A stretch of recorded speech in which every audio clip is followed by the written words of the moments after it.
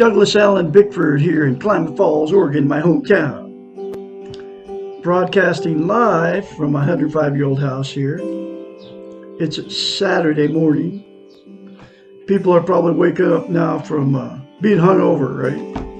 Out partying at night on a Friday night, which billions of people on the planet, that's what they do on Friday nights.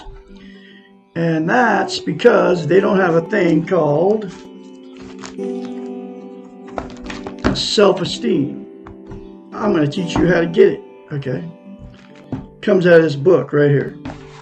So what self-esteem is, it's how you feel about yourself inside. It's also known as self-confidence, self-worth, self-love, right? We've all been in romantic relationships.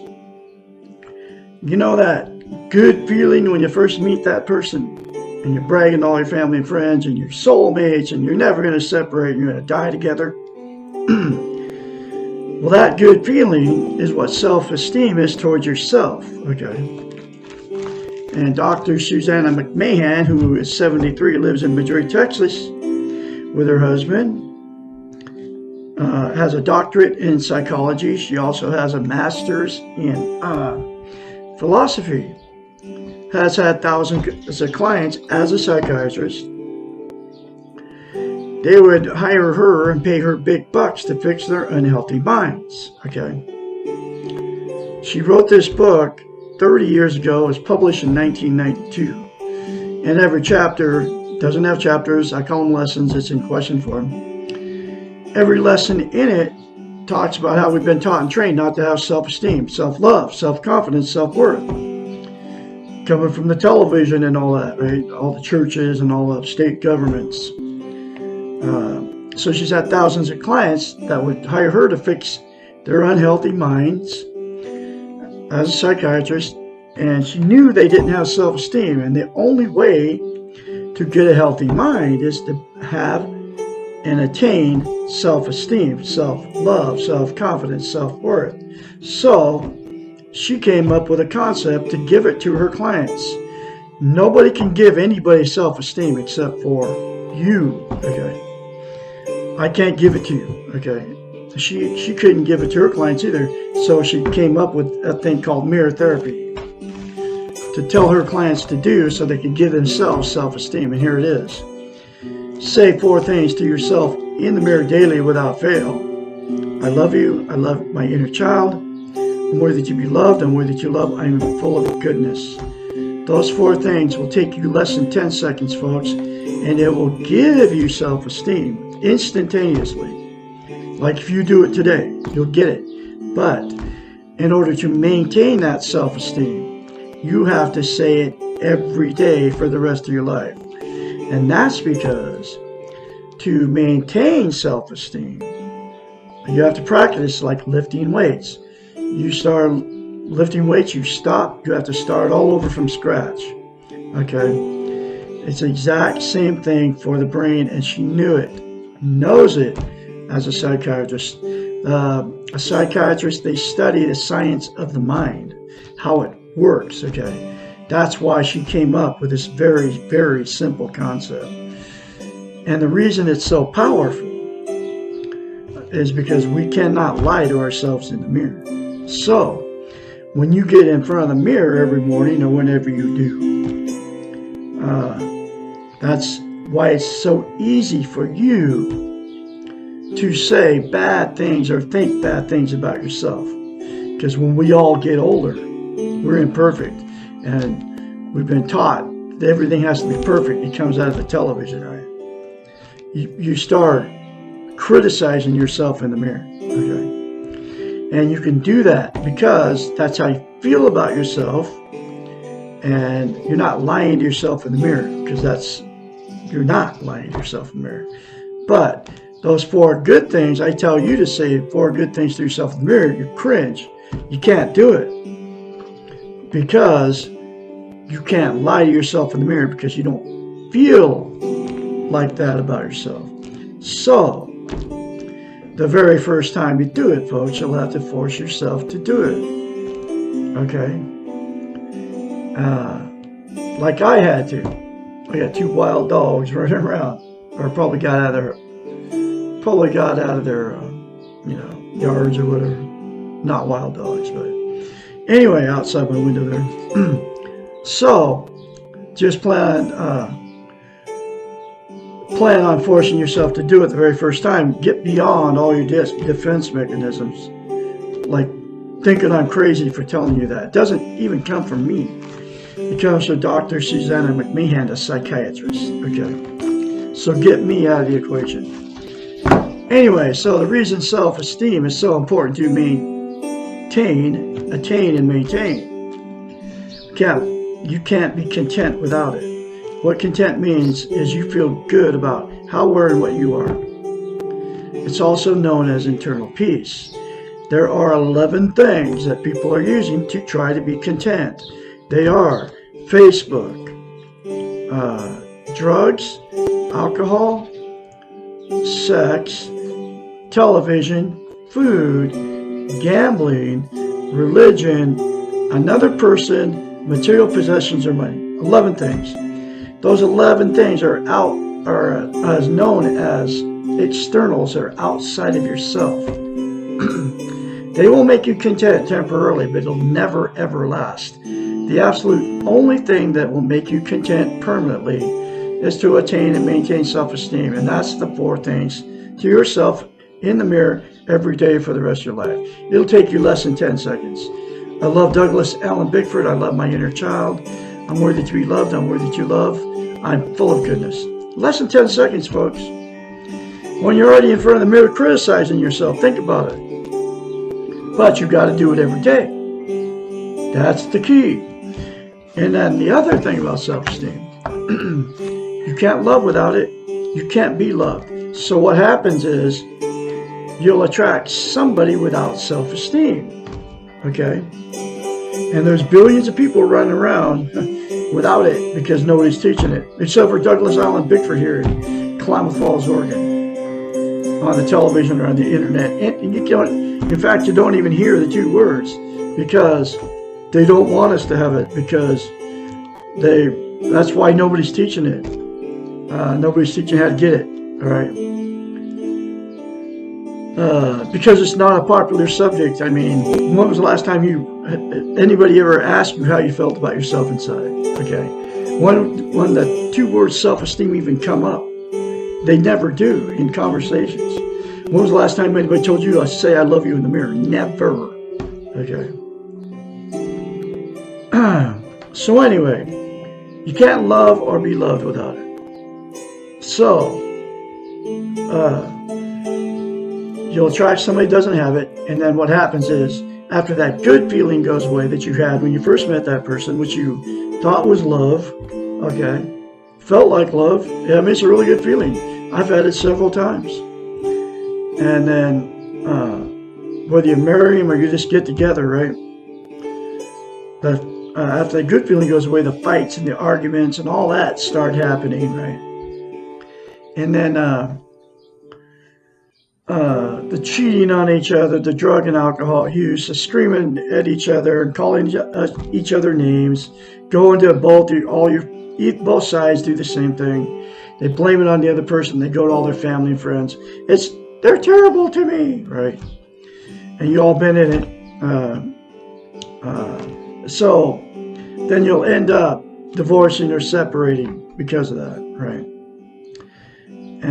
And then the same 2 people will go jump right back in another relationship, and the exact same thing will happen because you got back in another one with no self-esteem. Okay.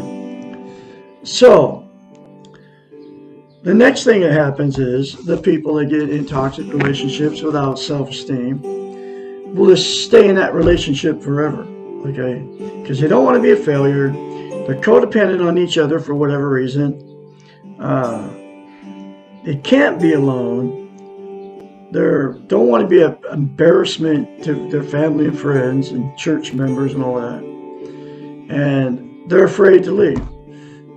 So they'll stay in it forever, even though both people know it's a toxic relationship. And then it becomes a dysfunctional family at that point. You know, they have kids, and then all the emotional, sexual, and physical abuse of those two that happened in that relationship and got pushed onto the kids and all that of it just gets swept under the rug.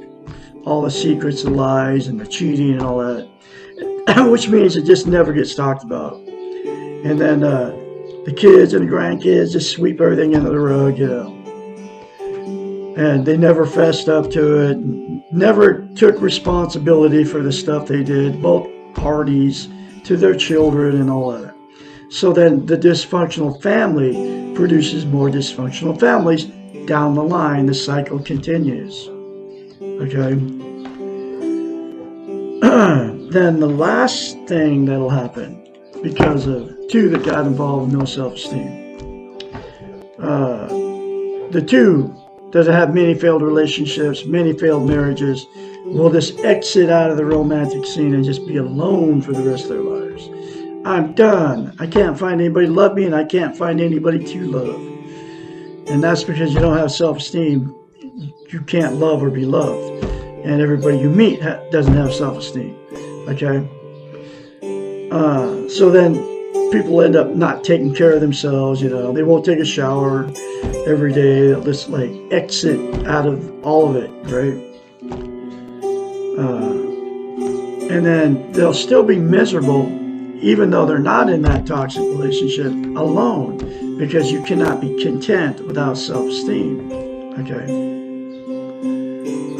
They can't have internal peace without self-esteem.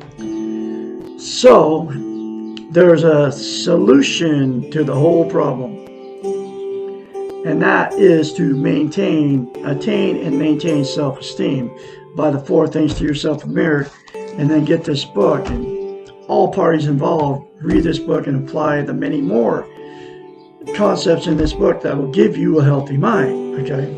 And it'll fix everything. I guarantee you. I am full of self-esteem now. And that's why I'm very confidently spreading this message all over Facebook, all over YouTube. I have been for over a year now. And this is my life's work, to teach you how to love yourself. It is that important to have. And I'm going to continue to do it. This is my life's work. Along with enjoying life, I'm trying to help you, okay? Even though I don't know who's watching my stuff. Nobody makes comments or anything, but I don't care. I'm going to continue to do it, because one day it's going to break, okay? Something's going to happen. People are going to start listening to what I'm saying, okay? Because, the reason I can do it is because I have self-confidence now. I never used to have self-confidence, okay? But I'm still working on my music and all the other fun stuff, enjoying my life, because this is a very little chunk of time out of my life to do this, and I'm going to continue to do it because I do care about all you out there. But anyway, so I'm going through this book from Dr. Susanna McMahon, one lesson at a time. Here's the next lesson. Yesterday's video was, who is this inner child? Today's video is, what can I do for my inner child? Lesson 39. And we all have one, folks. You'd have to watch yesterday's video. Begin by recognizing your inner child. That's what the second thing to yourself in the mirror is. I love my inner child. So you're recognizing you have one. Then acknowledge that your child is in pain, even if you do not understand all the pain. Remember what it feels like to be a child in pain. Allow your inner child to be angry with you. Know that you are more than your inner child, and you are the only one who can take care of the child. How do you recognize your inner child? It helps to go through old photo albums, if available, and find a picture of yourself before you were 5 years old. Take the picture out and put it somewhere where you'll look at it often. If you can, carry it around with you and look at it several times a day. Become familiar with the way your inner child looks. It is more difficult to deny or ignore someone that we see every day. Try to remember what life was really like for this child and how the child felt during the childhood. Go back into your past with your child's eyes. Remember, you're not your child, and you will not get stuck in your past as your child is.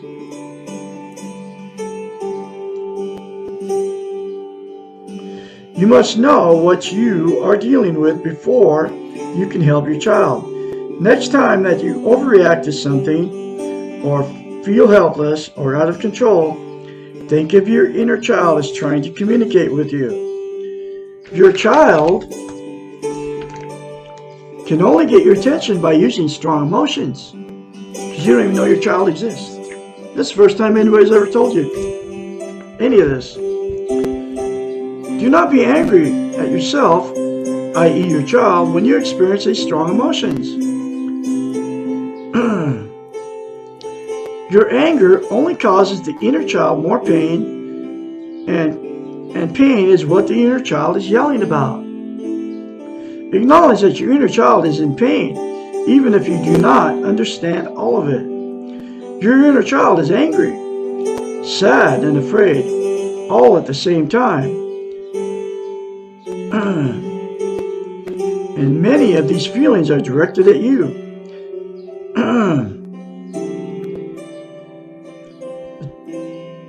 The child is angry.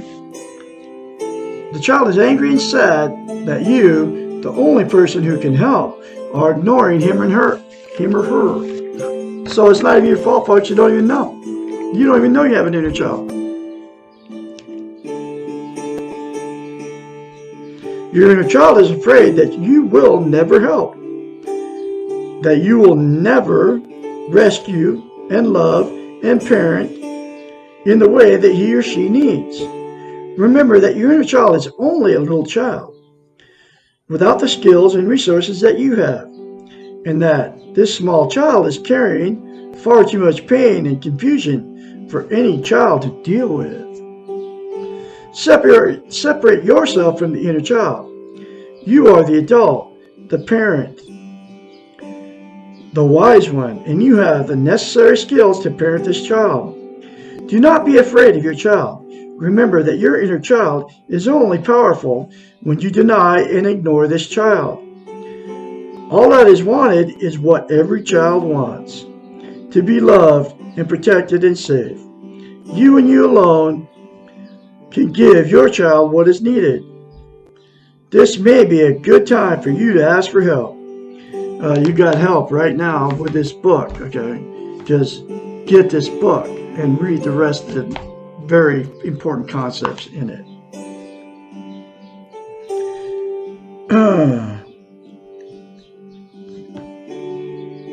You can learn by observing if you are a reasonably competent parent yourself. No parent is perfect. Pay attention to what you do with your own children. If you are not a parent, observe someone who is. What do they do when their child is hurt, needs assurance, acts out? What do they say to calm the child? How do they communicate and love their child? Begin to talk to your child, saying things like, I am here. I hear you. I know you're upset. I want to help. You don't have to worry. I'll take care of you. I'm not angry with you. I understand. So you say the same things like you would to a 2-year-old, folks. It's that simple to yourself. I've done all this. Okay, I had to. I had a very unhealthy inner child, man. You are good. I love you. Do not expect the child. That's what the second thing to yourself in the mirror is. I love you, my inner child. And then that will calm down your inner child. Do not expect the child to trust you immediately. He or she has been waiting a long time for you and me, and may need to test you before trusting you. This testing may result in increasing behaviors that you do not like. You may find yourself feeling out of control and overreacting more frequently than before. Or you may think that your inner child is not there because he or she seems to be passive and withdrawn. Stay with the gentle parenting behaviors.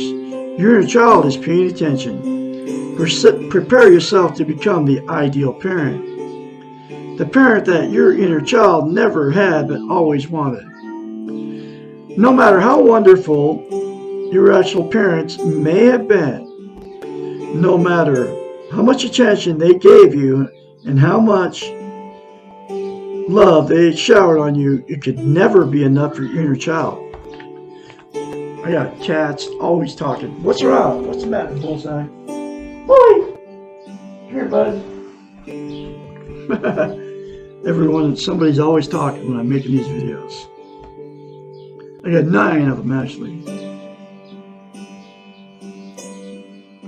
So it doesn't matter how much love you got as a child by your parents. It was never enough. So you have to do it regardless. Okay. And now that you know, after you watch me, then you can get this book and read it for yourself too. Okay.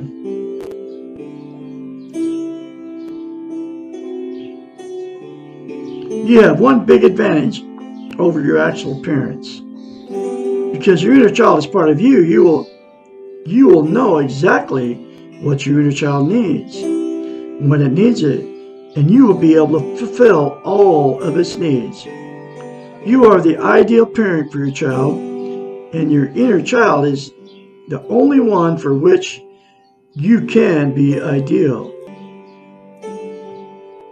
There is no such thing as perfect, but this relationship between you and your inner child is the closest to a perfect relationship that you will ever have. It's not enough to recognize and accept your inner child. In order for your inner child to heal, he or she must be loved.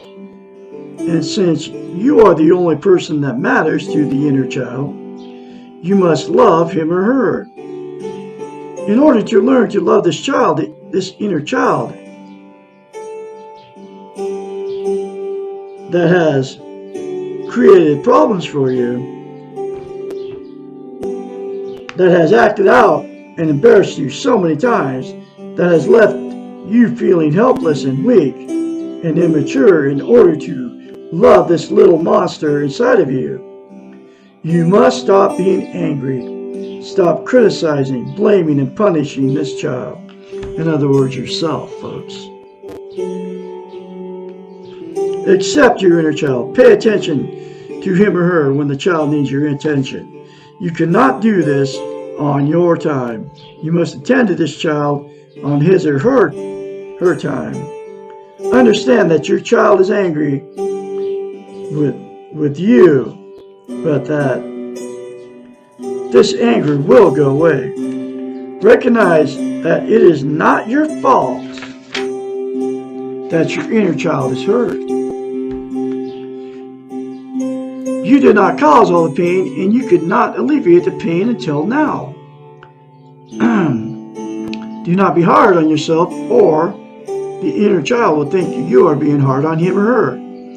Know that children always internalize the pain around them. They think it's their fault and they are responsible. They try to be good so the situation will improve, and even when it does not improve, they blame themselves. The inner child will think that it is his or her fault if you become frustrated parent or give up. Good parenting does not mean giving in to the child. When your child is acting out, you can help control him or her by instructive and loving discipline. You can teach your inner child to learn to delay gratification as long as the child knows that gratification will occur. If you become aware of your inner child demanding attention, and you are not in a situation to stop everything and attend to this child, you can say to your inner child, I hear you. I know you're upset. We will deal with it soon. Let me do what I must do now, right now, and then I will attend to you. This is not denying your inner child because you're aware of the message he or she is sending. This is helping the inner child to know that you are in control and that you will take care of him or her as soon as possible. It is critical to keep your promise and attend to the child, or he or she will not trust you next time. Be loving and firm parent. The inner child needs structure and control. The simplest way to learn to love your inner child is to do all the things that you have learned in order to love yourself. Which, I'll say it again, the second thing in the mirror.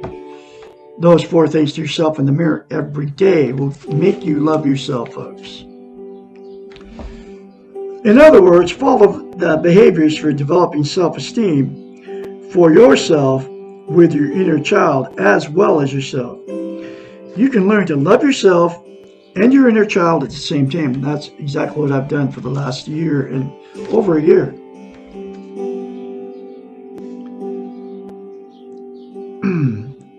Loving your inner child allows you to love yourself. If you cannot, now this is a very important sentence. If you